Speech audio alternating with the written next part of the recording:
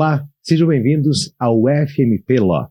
Hoje o tema é a saída temporária de presos. Há um projeto tramitando, o Senado vai votar, que dá fim ao chamado saidão. Estamos aqui com dois especialistas no tema, professor da casa, o doutor Luiz Fernando Calil de Freitas, professor da graduação, doutor em Direito e procurador de Justiça do Ministério Público do Rio Grande do Sul, especialista em Direito Constitucional.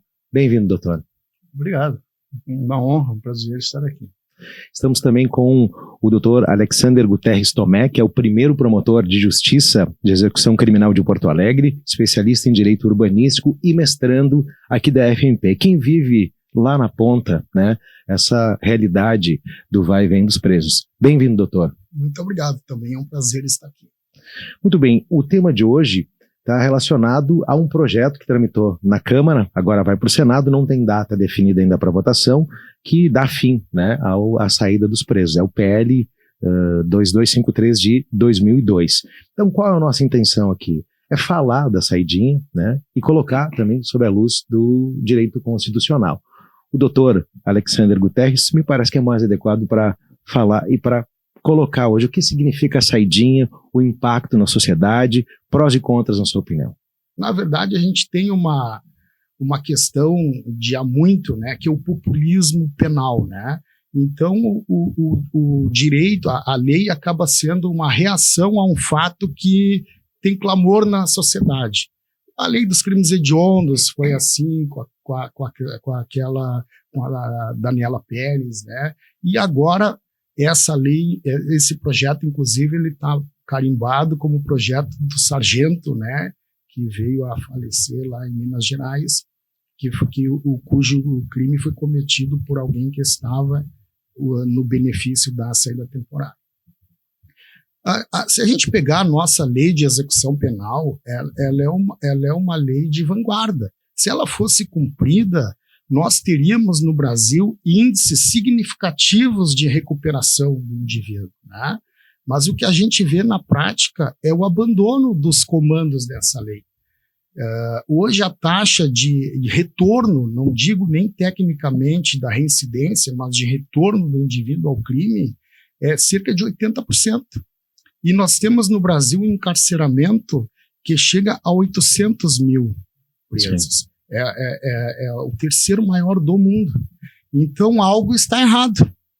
A gente tem procurado desenvolver modelos alternativos, tem a PAC, né, que a sociedade conhece como a prisão sem grades, porque toda a lógica disso é o tratamento penal, porque a pena tem um significado de retribuição, mas ela também tem que ressocializar aquele indivíduo. Sim. E a LEP, a Lei de Execução, ela é uma lei de vanguarda justamente porque ela prevê as assistências ao preso, né? Separação de preso, assistência educacional, assistência de saúde. Então, o que ocorre no Brasil é que toda vez que não funciona algo por culpa das estruturas que não foram devidamente, né, devidamente desenvolvidas, aí você joga para a lei, que é uma solução mais simples. É simples, atende o apelo popular e tira um benefício. Hoje, no Rio Grande do Sul, nós temos um regime fechado que, até por um trabalho do Ministério Público, tem que ser dito isso, que vem acompanhando a execução penal, a fiscalização da execução das estruturas há muito tempo. Eu rendo aqui homenagens ao Bortolotto, por exemplo, o Gilmar Bortolotto, que desenvolve, agora está nessa missão da PAC. Então, o regime fechado gerou vaga. Hoje nós não temos mais a superlotação, né, em celas. As assistências melhoraram por conta desse trabalho do Ministério Público, mas o indivíduo, quando ele progride, que o nosso sistema é progressivo, sim, ele vai para o semiaberto muito cedo, e nós não temos vaga no semiaberto. Então, para ter uma ideia, nós tínhamos, até pouco tempo agora, está chegando um novo equipamento para monitoramento eletrônico, são muito poucas vagas para o regime semiaberto. A alternativa daí é o monitoramento eletrônico, né? Não tinha equipamento para todo mundo, então nós aqui, só na nossa região aqui que a gente atua, havia 3 mil presos na chamada nuvem, que não tem controle algum. Ele fica em casa e de quando em quando se apresenta para ver se chegou o equipamento. Então, veja que o Estado ele não tem nenhuma política, não tem tratamento penal para esse pessoal. O Estado não está acompanhando se esse apenado ele está estudando, se ele está trabalhando, ele simplesmente fica lá vinculado como apenado numa nuvem. E aí, esse benefício que seria, a saída temporária seria um benefício para aquele sujeito que progride, o apenado que progride para o regime semiaberto, e ele gradativamente se reincorporando na sociedade. Então ele visita a família, tem aquelas previsões todas, né? Só que na nossa realidade, por exemplo, ele perdeu o sentido, porque o preso está em casa, o apenado está em casa. Então é um benefício que ele, na prática, e mais, a jurisprudência, ela inclusive definiu que mesmo esse preso que está em casa, ele tem direito também. E um dos objetivos é inseri-lo na família, convivência familiar, só que ele já está em casa, ele está na família, ele já tem autorização para estudar, para trabalhar. Então, e mais, o próprio judiciário não tem estrutura para fiscalizar o benefício, então ele automatizou. Então, se joga em datas comemorativas, milhares de pessoas, de presos, automaticamente, algumas até que seria até incompatível, tu teria que examinar na prática ali, um feriado de dia de pai, de dia de mãe, tem que ser alguém que vai valorizar essa data e não alguém que afrontou essa data na minha concepção. Então, teria que ter um critério, tu teria que, não se examina nada, simplesmente se automaticamente já se confere esse direito para aquele preso que atingiu o regime semiaberto. Então, se for no plano formal, a nossa lei de execução penal ela é civilizatória. Ela prevê um sistema progressivo, ela individualiza a pena, ela prevê assistência. Só que o que a gente vê hoje, aqui no Rio Grande do Sul, num trabalho que o Ministério Público tem acompanhado também, se tem tentado, né, eliminar o domínio de facções, mas até pouco tempo a cadeia pública de Porto Alegre, o Estado não entrava, porque ali quem controlava o preso ficava lá dentro, submetido a uma facção, né?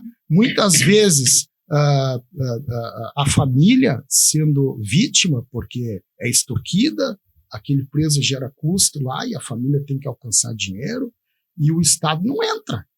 Então, essa que é a nossa realidade. Que sujeito a gente vai devolver para a sociedade numa situação como essa? Então, é isso que eu falo do populismo penal.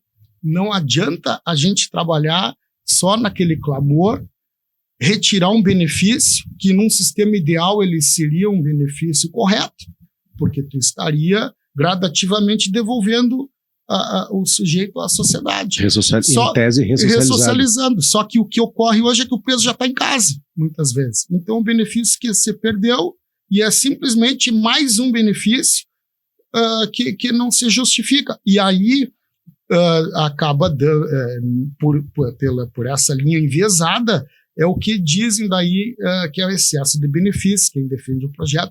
É um projeto que é o tipo do projeto que é bom que tenha esse debate aqui na fundação da FNP, porque é um debate extremamente científico, acadêmico, basta ver a realidade da votação, né?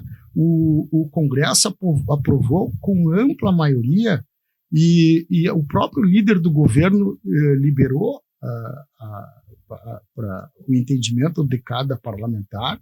O líder do partido no governo, que é um senador que tem uma tradição democrática muito importante, aí o Fabiano Contarato, ele defendeu o projeto, mas também tem o outro lado, que esse projeto ele ganhou musculatura por aquela bancada conservadora.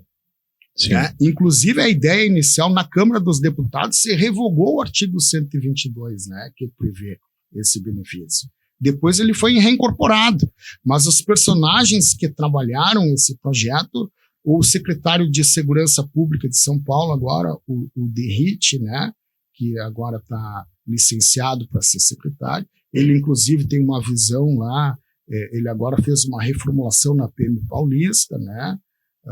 Inclusive dando um peso muito grande para a rota, ou seja, aquela linha policial de linha dura, né? E rondas ostensivas, Tobias de Aguiar. E sem levar em conta outros fatores, porque essa questão ela não é simples, assim como nós temos o direito constitucional do indivíduo, da liberdade, que o Dr. Calil vai entrar depois, né? Nós temos a segurança pública, mas não são com medidas simples que vai se atacar o problema. O problema é complexo. E essa bancada que já tem essa bandeira, né, da segurança, ela se aproveitou desse momento, desse clamor. Então, os personagens que deram musculatura para esse projeto foram esses. O relator no Senado foi o senador Flávio Bolsonaro. Na Câmara, como eu disse, o atual secretário de Segurança de São Paulo tinha, inclusive, revogado integralmente o dispositivo. Então, a ideia é essa. Ou seja, não se trabalha no que o Estado está devendo, a estrutura que o Estado está devendo. Aqui no Rio Grande do Sul, por exemplo, agora está se atacando essa questão da nuvem. Teria que ter uma estrutura para medidas alternativas, para ter controle. Esse pessoal que está em monitoramento, já que não tem vaga no semiaberto para todo mundo, deveria estar sendo acompanhado com tratamento penal, com assistente social, com psicólogo, para acompanhar. Ele é um indivíduo que ele é um apenado. E ele não pode simplesmente ir para casa ou colocar um equipamento que seja, que já é uma melhoria em relação ao que temos, mas é muito pouco. O Estado tem que... Então, por culpa do Estado que não faz a sua parte, não, o Executivo, eu digo Estado Executivo, né? Que é quem tem que viabilizar essa estrutura.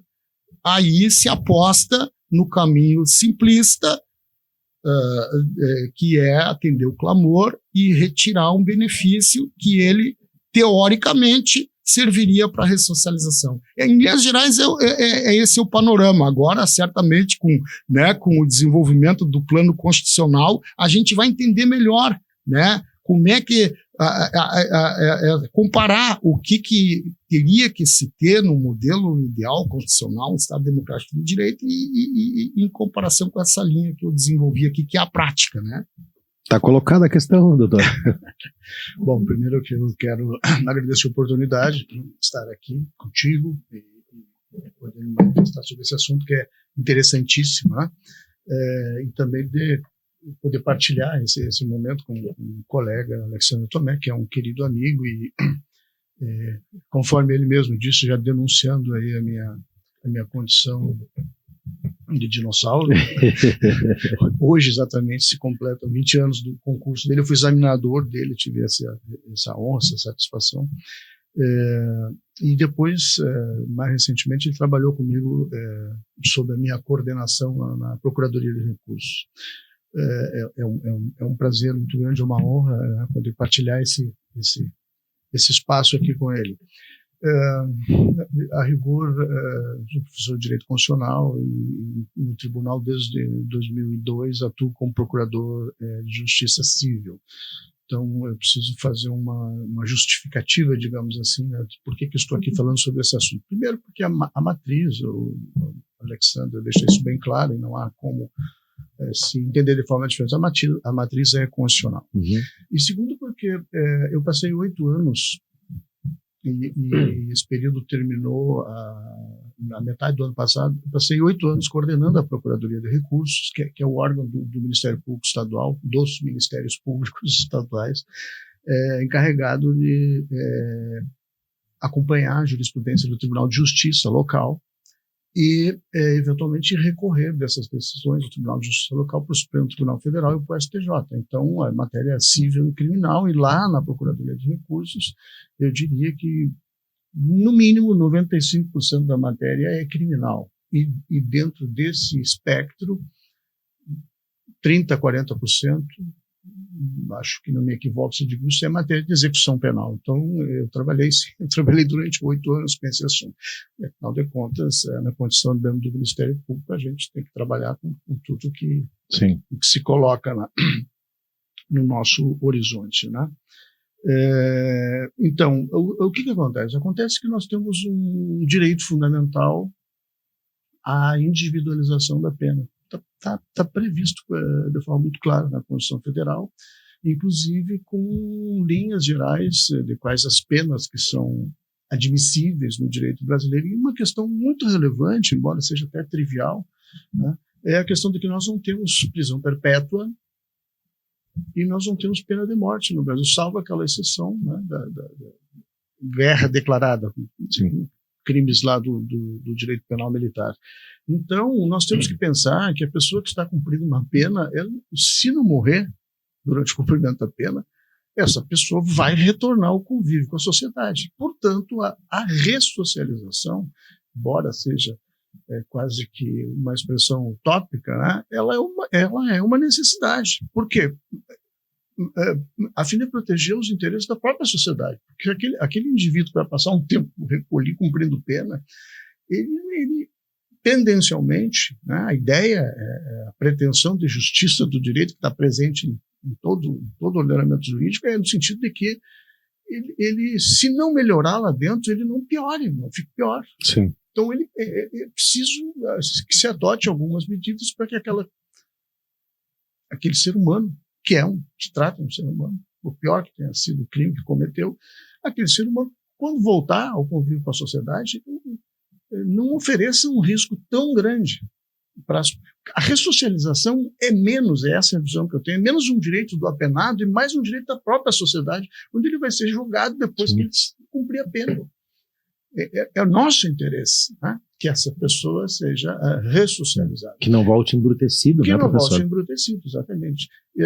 Então, veja bem, o que diz a Lei de Execuções Penais no artigo 122 como uma das expressões concretas, vamos dizer assim, da individualização da pena. A individualização da pena está prevista na Constituição como direito fundamental e ela se dá em duas situações. No primeiro momento, quando o juiz penal condena alguém pela prática de um crime, ele tem que individualizar a pena. Sim. Não apenas um processo onde há vários réus que sejam condenados, mas mesmo num processo em que há um único réu, homicídio, a pena vai de 6 a 20 anos, a pena em abstrato. O juiz ao condenar, ele tem que dizer, por a prática daquele fato, daquela forma como aconteceu, aquele cidadão vai receber uma pena que é exatamente de tantos anos, tantos meses, tantos dias. É a individualização da pena. Aí já se começa a cumprir o direito fundamental previsto na Constituição, no direito à individualização da pena. Mas veja bem, e a parte mais longa da individualização da pena é concretizada durante a execução. O preso que trabalha, ele tem direito à remissão da pena. Aliás, não é remissão exatamente a expressão. Sim, remissão por trabalho, por estudo, a cada 3 dias de trabalho, ele digamos assim, diminui um dia a cumprir.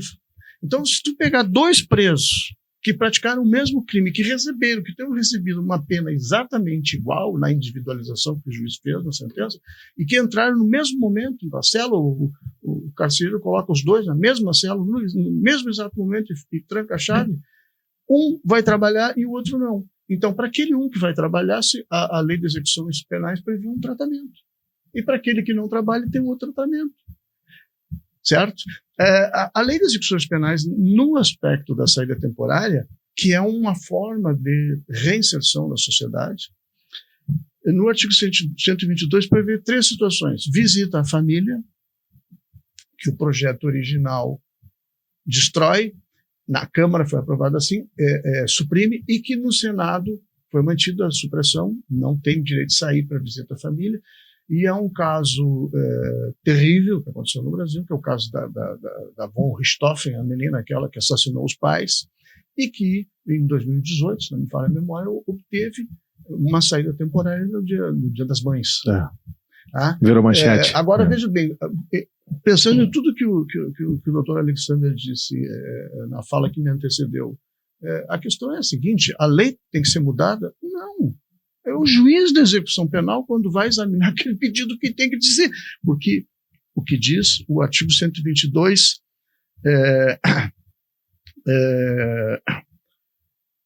O que diz o artigo 122 da Lei de Execução Penal é que a saída temporária ela tem que ser compatível com os fins da pena. É compatível com as finalidades da pena da von Richthofen, que estava cumprindo pena porque matou os pais. Ela saiu, recebeu uma autorização para sair temporária. É claro que o problema não é dela, o problema é do juiz que concedeu. Concedeu, errou. Não podia ter concedido. Né? E se houve recurso e o tribunal manteve, errou o tribunal também. A questão é que na execução penal essas coisas acontecem assim num prazo muito rápido. Uma semana antes, a pessoa faz o pedido, vai para o juiz da execução penal, o juiz da execução penal leva 3, 4 dias para despachar, vamos imaginar, despachou, falta 2 dias para o feriado do Dia das Mães, mesmo com recurso do Ministério Público, não dá tempo do recurso chegar no tribunal e do tribunal dizer não, essa autorização não pode ser concedida. Também, se pelar na Procuradoria do Recurso, nós vivenciamos muitas situações assim. A execução da pena é algo muito dinâmico. Mas veja bem, a outra hipótese, frequência curso supletivo profissionalizante, bem como instrução de 2º grau ou superior na comarca do juiz da execução.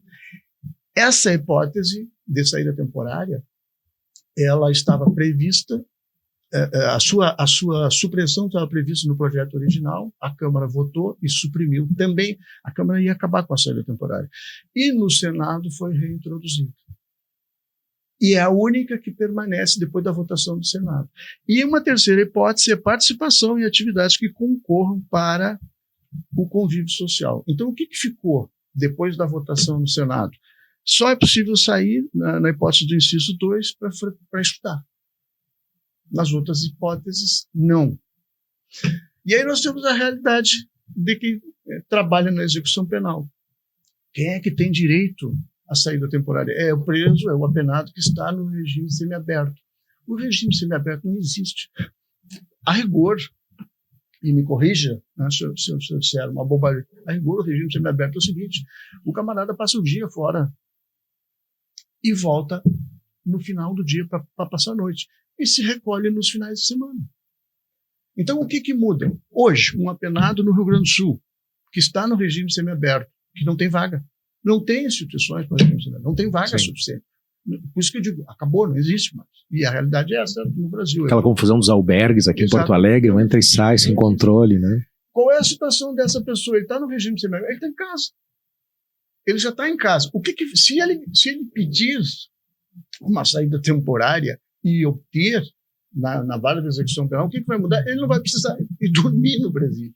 Ele não vai precisar se recolher no final de semana se a data cair em final de semana. É isso que muda. Agora, do ponto de vista constitucional, em se tratando de um direito fundamental, ele tem uma amplitude, 3 hipóteses. O que a lei está pretendendo agora? A lei está pretendendo que se excluam das 2 hipóteses, 2/3 do modo como se cumpre a individualização da pena no que diz respeito à progressão do regime, especificamente a saída temporária, se transforme, de 3 hipóteses, se transforme numa só para estudar. Então, quando isso acontece, quando nós temos uma afetação desvantajosa a um direito fundamental, entra em cena o controle de constitucionalidade. E aqui é interessante, esse é um tema muito acadêmico, mas enfim, o controle de constitucionalidade de leis penais, segundo a jurisprudência do Tribunal Constitucional Federal da Alemanha, que é estudado e observado mais ou menos no mundo inteiro, é respeitadíssimo, né? Se faz em 3 níveis, ou seja, em que situações e em que medidas se entende que é lícito, que é legítimo que o Tribunal Constitucional examine o que o legislador fez. Quando diz respeito a normas penais, por quê? Porque normas penais tratam com um bem sagrado, que é a liberdade do ser humano. Aqui o caso não se trata de norma penal, se trata de uma norma de execução penal, mas o bem jurídico que está por trás é o mesmo, é a liberdade. Aqui a pessoa já está condenada cumprindo pena, então vale o raciocínio. Segundo esse entendimento, existe o chamado controle da evidência, ou seja, o tribunal só pode examinar se é constitucional ou não se for absolutamente evidente visível, perceptível a olho nu, vamos dizer assim, a incompatibilidade da medida que está se pretendendo adotar na lei e o que diz a Constituição. Tem que ser muito intensa a inconstitucionalidade. Há uma modalidade intermediária que é o chamado controle da sustentabilidade, ou seja, há até uma possível aparência de inconstitucionalidade, mas é sustentável, há alguns aspectos que permitem sustentar a medida adotada, porque é um bem jurídico a ser protegido, afinal, que tem muito valor, que é o direito à segurança de toda a sociedade. Tá? E há um terceiro nível, que é o nível do controle material de intensidade, ou seja, nesse terceiro nível se permite que, mesmo em face de uma aparente inconstitucionalidade que não é tão evidente assim, que não é tão que não salta aos olhos assim, ainda assim o tribunal ingresse, né, no exame da constitucionalidade ou não. Com relação a normas penais, porque o bem jurídico protegido é a liberdade, o que se entende é o que o Supremo adota. O exame é o mais rigoroso. É o controle material da intensidade. A intensidade, digamos assim, da aparência da inconstitucionalidade, que não quer dizer da aparência. Facilmente, um estudante de direito está começando a estudar isso e ele lê aquela notícia e só fala, mas aqui eu acho que é visível, é perceptível. O que não se confunde com a intensidade da inconstitucionalidade, que é o caso aqui. Tá? Eu estou falando de um direito fundamental à individualização da pena, eu estou falando depois que, na compreensão global desse direito fundamental, há um item que é a progressão da pena e a ressocialização. A progressão tem em vistas a ressocialização. Aí eu chego na ressocialização, que é um terceiro elemento, e vou dizer, na ressocialização, um dos instrumentos da ressocialização são as saídas temporárias, previstas na lei.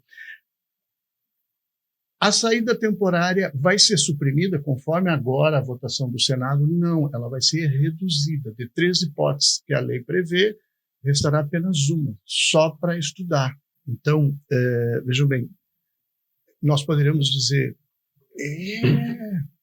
nós estamos lá, quarto ou quinto círculo de distância, digamos assim, né, como se jogasse uma pedra na água.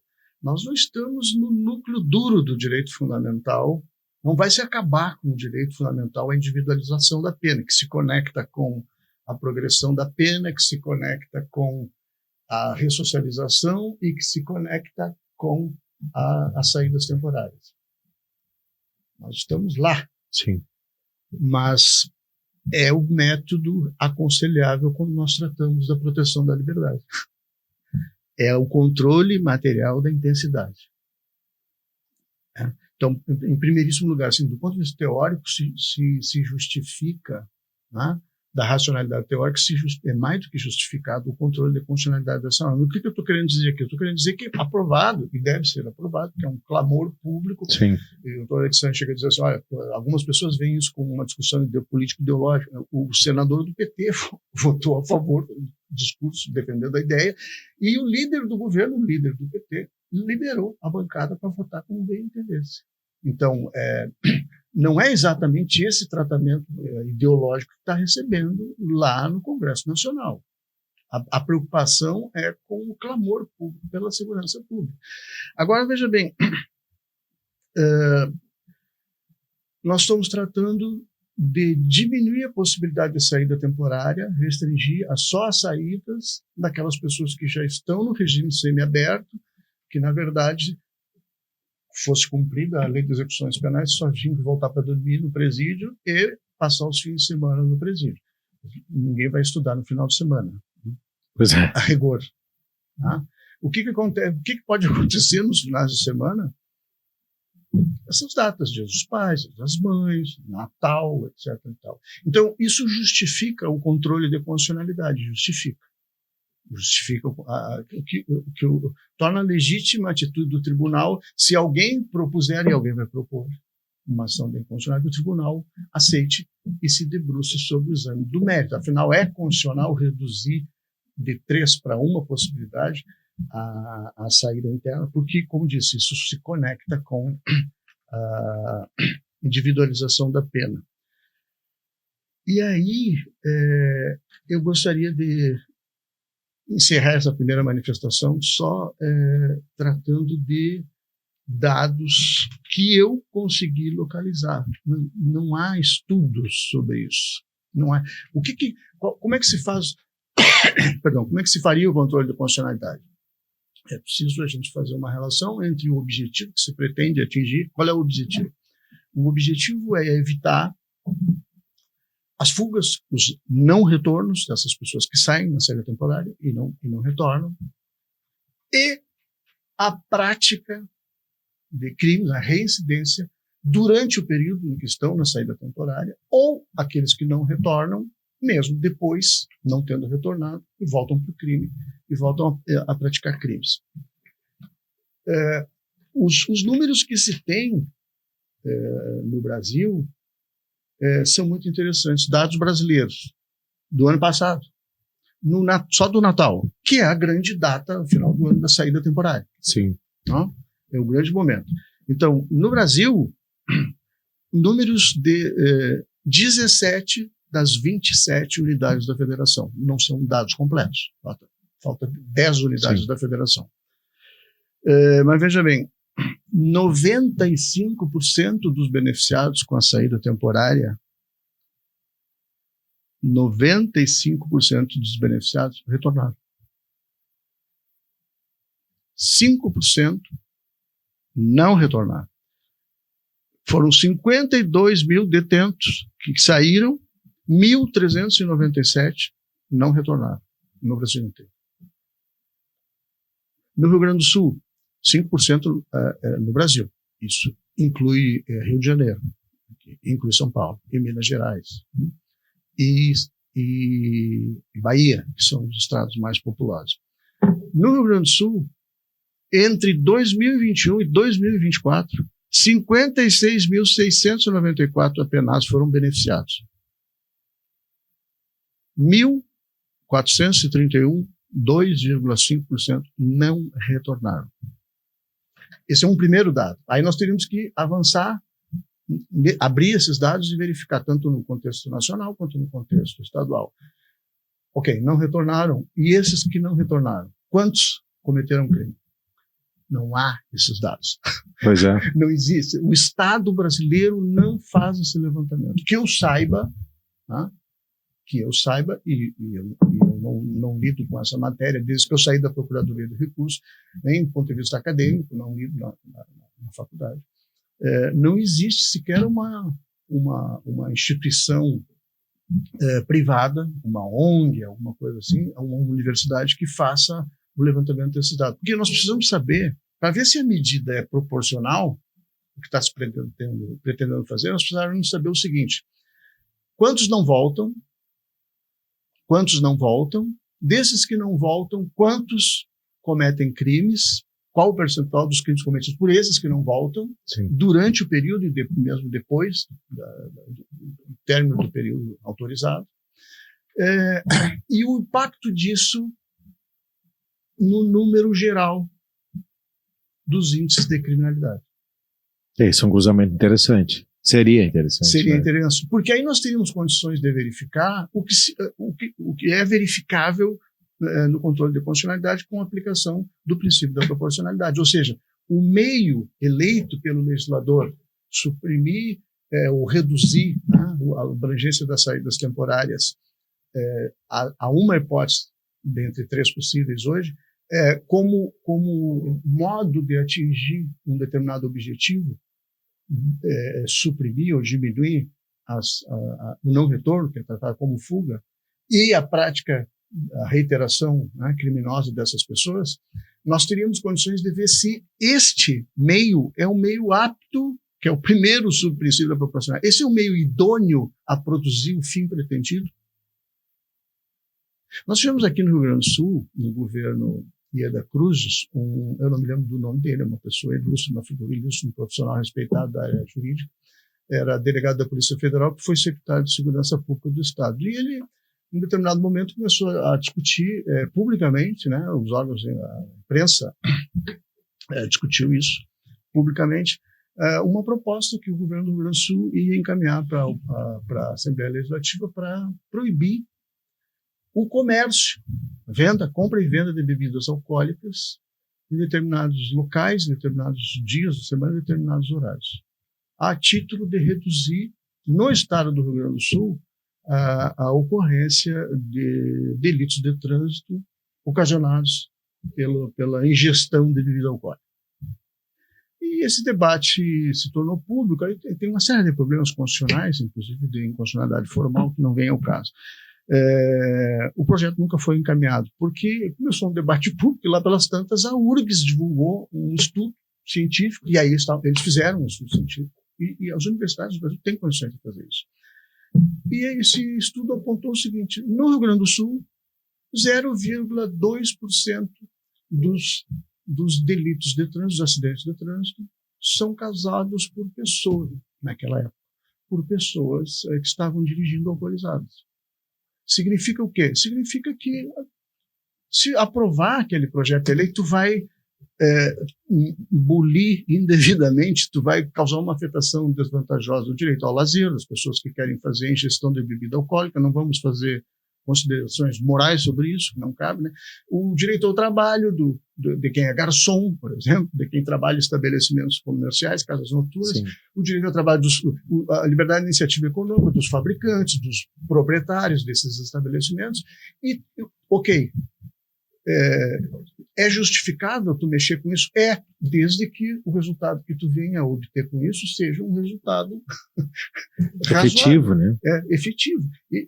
Isso é como dar facada na água, não é nada. Então, do ponto de vista do direito constitucional, eu, pessoalmente, como eu entendo isso aqui, o que me parece, né, é que é uma medida, não coloco em dúvida, em hipótese alguma, a boa-fé dos legisladores e das pessoas que defendem isso, mas é uma medida que é inócua. Ela é inócua, ela não vai resolver. Aliás, o problema é outro. Quem está no regime semiaberto não está recolhido. Essas pessoas não precisam de saída temporária. Eles estão na rua, eles estão em casa, eles estão onde eles quiserem, porque não tem nem tornezeleira. Sim. Eles não têm fiscalização nenhuma. O Estado é completamente inefetivo nisso. Então, o Estado é inefetivo. Essas pessoas não estão se recolhendo à noite, nem nos finais de semana. O que nós vamos fazer? Nós vamos reduzir as saídas temporárias. Mas isso não vai resolver o problema. Isso não toca no problema, absolutamente não toca no problema. Isso é mais ou menos como uma pessoa está com um problema cardíaco e tomar uma medicação para unha encravada. Quer tomar, toma, mas não tem nada a ver uma coisa com a outra. E vai causar uma série de efeitos colaterais indesejáveis. Tá?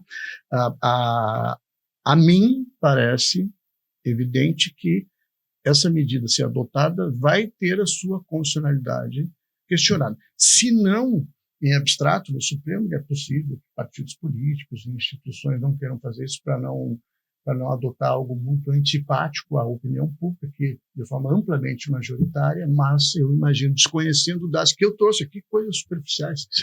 E, inclusive, não há dados que deveriam existir, né?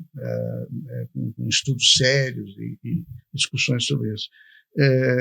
Mas, certamente, eu, advogado que fosse, procurado por alguém que pretendesse uma saída temporária e tivesse negado com fundamento nessa lei, nessa legislação, uma vez aprovada a alteração, eu não teria dúvida em propor o controle em concreto de constitucional no caso convencional. Ok, como ficou o artigo 122, não permite, mas ele é inconstitucional. Por causa disso, daquilo outro, a mim parece evidente a inconstitucionalidade, né? Porque ela é uma medida inócua. Esse é o problema. Isso é um problema da segurança pública. É um problema terrível. A segurança é um grande problema. É um problema, né? É um dos maiores clientes que nós tínhamos na Procuradoria de Recursos, né? E já não se trata de, para mim, não parecer uma coisa importante, relevante. É relevantíssimo. É importantíssimo. Agora, assim não se resolve o problema. Não vai se resolver o problema de maneira nenhuma. Só vai violar direito. E o pior, cada caso, cada pedido de um apenado para sair, tem que ser examinado. É um caso concreto, tem que ser examinado e tem que se decidir se aquela pessoa, nas circunstâncias em que está cumprindo o preso, pode sair ou não. Essa solução é uma solução de passar a regra, de não, nessas hipóteses aqui ninguém mais vai sair. E, para encerrar, a questão do populismo, isso é populismo penal. Por quê? Porque um apenado saiu, matou um sargento, isso causa uma comoção pública, Vamos propor um estudo sobre isso. Quantos policiais, quantos agentes da segurança pública, no sentido amplo do Estado, são mortos por criminosos? Qual é o percentual de agentes da segurança pública que são mortos por criminosos? Agentes, no sentido amplo, são mortos por criminosos em saída temporária. Aí pega um caso, é um caso horrível, horroroso, ok? Mas não é possível que uma situação justifique uma alteração da legislação desta maneira. Porque isso é para dar impressão para a sociedade, ok, nós estamos fazendo o que vocês querem, o que vocês precisam ter segurança, vocês precisam ter tranquilidade. Mas, na verdade, não. Os problemas vão continuar. Doutor Tomé. Olha o tamanho do problema, né, Zanon? Complexo. É complexo. Ouvindo o doutor Calil aqui, eu não tenho nenhuma dúvida também que, no plano constitucional, jurídico, o legislador aqui exorbitou, né? É um retrocesso. A motivação que foi apresentada seria o não retorno, né? A fuga. E eu até tinha separado o dado aqui do Natal, justamente do Natal, até foi divulgado na imprensa. O ano passado, 1,4% não retornaram ao sistema. Então quer dizer que não é uma motivação idônea, né? Na verdade, o que motivou é o clamor e o excesso de benefícios, né? Os parlamentares verbalizaram isso, que há um excesso de benefícios. Mas há um excesso porque o Estado não controla, ele não estrutura a máquina pública para cumprir a sua missão de ressocializar aquela pessoa. Porque, como bem disse o Dr. Calil, ela vai retornar à sociedade. E aí não importa a linha ideológica, a gente está aqui produzindo conhecimento científico. Sim. E essa pessoa vai voltar. Ela vai retornar. E ela tem que retornar no mínimo igual. Não pode ser pior. E hoje ela é entregue para um sistema que não se controla no fechado. Por exemplo, no Brasil, a gente tem visto, no Rio Grande do Sul, o então Presídio Central, que mudou o nome, ele foi objeto de ação na OEA, de medida na OEA. Foi o presídio pior da América Latina. Pior, né? Exatamente. Então a gente não precisa avançar muito para enxergar isso, né?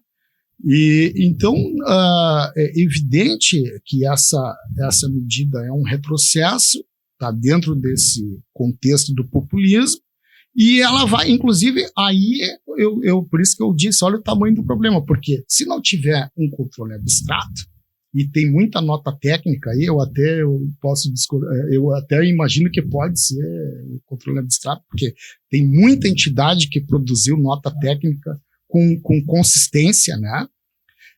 Mas se for no controle difuso, o que vai ocorrer é que isso gera mais uma instabilidade, e isso também alimenta a opinião pública de que o judiciário não libera o preso, dá benefício, só que a gente está tratando a questão aqui no plano jurídico.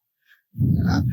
Se fosse cumprida a lei, nós não teríamos esse problema, porque o caso concreto seria examinado, a pessoa apta a ter o benefício gozaria do benefício, mas o que está se levando em conta é a realidade dos executivos, de modo geral, que não tem as estruturas adequadas. Até a gente conversava, o professor Ferraioli, por exemplo, ele entende que as verbas para políticas fundamentais, de direitos fundamentais, como desse que a gente está tratando, elas nem estariam no poder discricionário do órgão do executivo, que ele é apenas o órgão encarregado que arrecada o tributo, mas ele tem que empregar o tributo, essa é a função do Estado, para ter aquela estrutura adequada. E o Estado se demitiu, porque isso convenhamos, não é uma coisa invisível. Sim. Enquanto as facções não estão colocando o terror, e essa que é a verdade, incendiando ônibus, enquanto tiver tudo intramuros, que a sociedade não sabe o que ocorre, então tá, a questão para os governos em geral, está resolvendo. E desculpe a interrupção breve, esse pessoal está no regime fechado. Esses não têm série temporária. Não tem. Esses não têm direito a série temporária. Também isso não é dito, não é esclarecido para a opinião. Né? A série temporária é só para quem está, no mínimo, no regime semiaberto. Eu te interrompi. Não, mas é ótimo, é isso. É isso que eu quero, porque o problema, a pena é progressiva. E aí esse sujeito, que aliás também tem cumprido menos tempo, vai para a rua, vai para o semiaberto com um saldo muito grande de pena a cumprir, que é outro problema. E veja bem, não tem vaga para essa pessoa, não tinha aqui no estado nem equipamento de monitoramento eletrônico. Então ele sai com um saldo elevadíssimo de 20, 30 anos. Nesse aspecto não é culpa do legislador nem do julgador. Isso é um problema do administrador, do Poder Executivo, da administração pública. Não tem presídio. Não tem onde botar essas pessoas. Essa que é a questão. Né? E aí tu diz, não, vamos fazer uma lei e vamos tirar um direito do cara porque o Estado não tem dinheiro para construir presídio, não tem mais vaga. Eu só gostaria, não sei se tu concluiu, eu tenho dois itens que acabaram ficando de fora aqui. Há um caso muito conhecido, né? O próprio Zanussi certamente estudou aqui em direito constitucional, que é o caso Lebach. Na Alemanha são dois casos, o 1 e o 2, né? E eu me refiro ao 1, o caso de uma pessoa que é um apenado por um fato tremendo, né? Um grupo de pessoas assaltam na cidade de Lebach, assaltam um prédio das Forças Armadas, rouba munição, armamentos e troca tiros com militares e matam. Tiram a vida de um dos militares, pelo menos de um. Depois de um tempo, um dos apenados já estava a ponto de o que seria para nós aqui o regime semiaberto, e a televisão anuncia que vai levar ao ar uma série de programas debatendo o tema da segurança urbana e a violência na Alemanha. E do que eu me recordo, as imagens da chamada na televisão mostravam, permitiu a identificação dessa pessoa, mostravam o rosto dessa pessoa. E essa pessoa entra na justiça e diz, olha, eu vou sair para me ressocializar, eu preciso trabalhar, quem é que vai me dar emprego? Esse crime aconteceu há 15, 20 anos atrás. Ok, eu fui condenado, eu estou cumprindo pena, eu cumpri a pena, estou pagando o que eu devo. Agora, se eu não puder trabalhar, eu vou viver do quê? O Tribunal Constitucional entendeu na Alemanha que, neste caso, isso poderia criar um empecilho absoluto, né, um obstáculo absoluto à ressocialização, que inclui na cidade de trabalhar e empurrar esse cidadão para a criminalidade. Porque se não tiver como trabalhar, um homem adulto, ele, sei lá eu, com família ou não, ele vai ter que lançar a mão da criminalidade para... Né, é isso que é o raciocínio que se faz.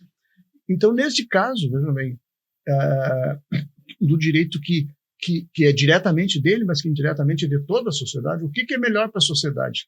Que ela tenha acesso às informações que aquele programa vai debater sobre a criminalidade urbana, ou que aquela pessoa se ressocialize e volte mansinha para conviver com a sociedade.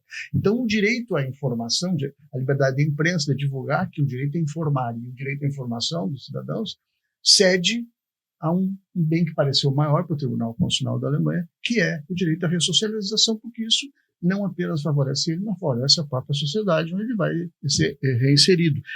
Seria uma segunda punição não prevista na Constituição e nem na lei, se ele fosse impedido, se ele tivesse agora afetado os direitos fundamentais da personalidade, inclusive. Né? E aí começa a discussão sobre o direito ao esquecimento, que já é um outro assunto. Outra questão, dois pontos que eu deixei escapar, que eu acho que são importantes. Primeiro, não há interesse, isso não é nenhuma questão jurídica, é uma questão fática. Quem está no regime semiaberto, pelo menos no Rio Grande do Sul, ele não tem o interesse de não voltar, porque a saída temporária se resume agora a não dormir no presídio, passar os fins de semana. Sim. O apenado, a rigor, do ponto de vista lógico, racional, ele não tem interesse em não retornar depois da saída temporária, porque, na verdade, não tem vaga no presídio. Entendeu? Ele não está indo. Se ele fizer isso, ele comete uma falta grave. E ele pode regredir do regime aberto, semi-aberto para o regime fechado. E aí não tem saída temporária, aí não tem nada. Aí ele vai ser empilhado numa cela com um monte de... É um negócio completamente absurdo, surreal. O apenado em licença temporária, essa aí, saída temporária, que comete crime, ele, inclusive, é um imbecil, porque ele não está se dando conta, ele está agindo contra ele mesmo, contra o seu próprio interesse. Uma outra questão que eu acabei não falando é o seguinte: os dados, e eu deveria ter mencionado isso, os dados dizem que em alguma proporção, mas aí não tem números, não tem. Eu vi dados, por exemplo, divulgados pelo Tribunal do Piauí, que apresentam, que dizem que ao redor de 70 e pouco, sobraram em torno de 36% no lado oposto. O não retorno, na verdade, é atraso. O cara não retorna no dia e no horário que ele tinha que retornar, mas ele retorna no outro dia, ele retorna eventualmente com 2 ou 3 dias depois, mas ele retorna. E aí ele chega, claro que é sacanagem, é claro que é sem vergonhismo, o cara não retornou porque ele não quis. Vou ficar mais um pouquinho. Mas ele volta para cumprir a pena. Entendeu? Então, dentro desses números que já são mínimos de não retorno, ainda tem essa cifra daqueles que na verdade, retornaram da saída temporária, que não são dados levantados estatisticamente e não são tabulados, não são trabalhados. Essa é a questão. Muito bem, a gente já vai encerrando aqui, teríamos que falar muito mais, é um tema, né, que envolve o direito constitucional, penal, mas eu acho que a gente vai aguardar agora esse andamento para depois colher mais informações e aprofundar.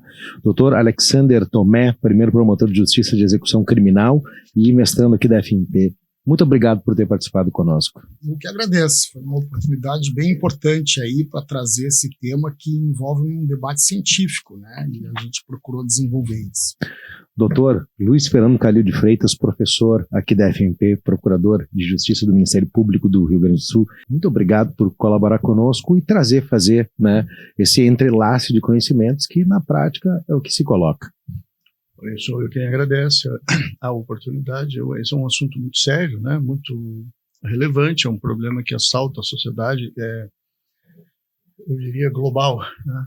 A brasileira, sobretudo, a questão da segurança pública precisa ser tratada, é um assunto urgente, mas precisa ser tratada com seriedade, digamos assim, né? Me parece que essa medida aí, ela é mais uma das, digamos assim, dos modos de definir o que é populismo, né? Atacar as consequências e não as causas. E nesse sentido, a gente poderia também dizer com outras palavras, é jogar para a torcida. Vamos aprovar agora uma legislação e tal. Assim, a lei dos crimes hediondos, né? Foi assim, aquela atriz da Rede Globo foi assassinada a tesouras, né? Por uma esposa traída de um ator da Rede Globo, e aí uma comoção na Rede Globo bombardeando cotidianamente, várias horas por dia, cria uma comoção nacional. O Congresso Nacional, toque de caixa, aprovou a lei dos crimes hediondos. Na minha modestíssima opinião pessoal, toda inconstitucional, do modo como foi aprovado. Só a data não é inconstitucional. Então, o Supremo disse isso, depois de muito tempo acabou dizendo. Por exemplo, proibia a progressão de regime. Mas como é que vai proibir a progressão de regime se a Constituição diz que a progressão de regime é um elemento da individualização da pena, que é um direito fundamental, né? Que o Congresso fizesse uma norma dizendo que era mais difícil, endurecendo a progressão do regime para quem tivesse cometido crime hediondo. E é disso que se trata, com seriedade, uma abordagem científica. Mas muito obrigado. Muito obrigado a você que nos acompanhou. Compartilhe este episódio com o seu colega de trabalho, com o seu familiar, com o seu colega de aula, para que a gente coloque luz e entenda um pouco mais sobre alguns temas que estão aí. Como dizem os professores, uma lei que é para jogar para a torcida. Um grande abraço e até a próxima edição.